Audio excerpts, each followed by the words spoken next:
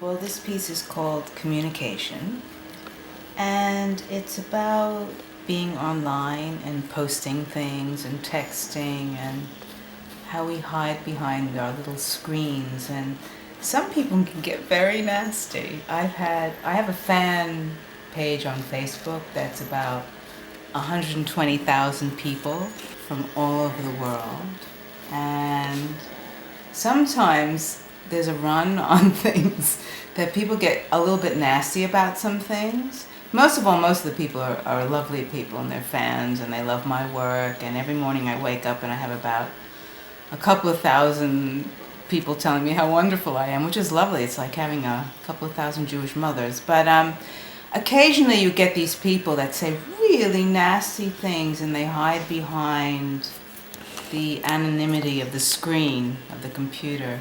And I thought it was very interesting, you do that, these trolls.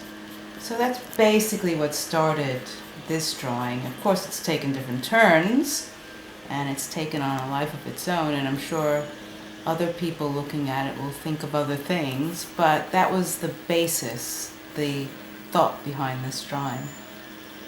Well, this is roughly 6 by 9 foot.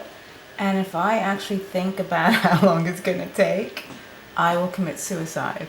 I just walk in every day, every morning. I come in, I do a section. I don't think I'm doing the entire piece. I do what I have to do. I work as long as I can, which is a long time actually. I work every day.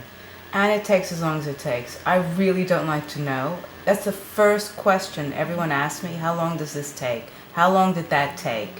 And you know what? I really don't want to know. I don't care, because they take a long, long time. In fact, to be able to draw this way took over 50 years.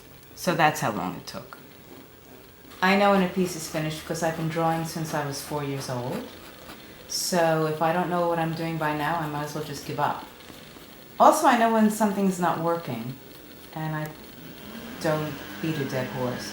But it's been a very long time since I finish most drawings I start now because I know what I'm doing now. It's been a long time. It's like when you're studying scales on an instrument and you study and study and study, and finally you know your instrument perfectly well and you can play anything. And that's the point I've gotten to with my drawings. I finished this picture a couple of months ago. And it's really also, it's about being online and how we're trapped in our little screens and our modems and everything. And this man, people ask me, oh, who is he? He's just a fleshy human being caught in circuits. And he's here in the iPhone. He's an app. He is Skyping himself. He's everywhere. He's sort of caught in this tremendous techno babble. My social life is online, which is interesting because I spend a lot of time working, so my social life is online. And so that's what this is about. It's called Interface. This is one of my most valued tools. This is a feather duster with real feathers, and I use it when I'm erasing something and I want to get the bits off the paper, because I never ever touch the paper. I know a lot of artists, they smudge, they wipe, they put their hands on when they're drawing. It drives me crazy. I've invented this stick that moves along the drawing, and that way I never have to touch the paper. I never have to touch the paper with this. I just go like that, very lightly, to get the bits off if I erase something. Paper is never ever touched because there's grease on your fingers and that smudges. And once also, for any artist listening, any young artist, if you're doing a drawing and you smudge it like that to put the shading in, you totally flatten out the form. That is very lazy and should not be allowed, and you should be shot if you do that. If you want to shade something, you have to build it up slowly. Otherwise, you get rid of all the 3D aspect of it. When I show my work in galleries, usually the gallerists want the work small and cheap. So, I've always been battling all my life to get my work bigger. And then Doug Christmas came to see me, and he said, Laurie, before you say anything, hear me out. I would like you to do huge drawings. And even before he finished the sentence, I said, yes. Yes, yes, yes, please. And I think I've been doing my best work ever. And it's interesting, you can't really see them online or in books or anything. You have to actually go. I have 3 drawings still hanging at the Ace Gallery in Beverly Hills. You know, is to see them in the flesh is a totally different experience, to see how much work goes into each one. I was born in New York, but I spent more than half my life in Europe. In fact, I lived there 36 years. I lived in Belgium, Holland, Germany, France, and I vowed I'd never ever live in London, and I lived there the longest. I lived in London for about 26 years. Actually, I loved it. I love the British, but I just followed my work around. Wherever my work was selling, that's where I went. I was totally free. It was lovely. And then my work started coming to LA, and I kept getting more and more shows here. I was invited to be an artist in residence here. And I finally thought, well, I could move back. I could move back to the United States. I don't even need a visa. I have a US passport. So I did.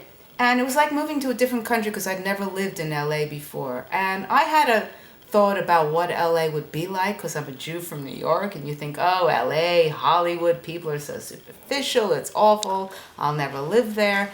But actually, moving here has been the best decision in my life.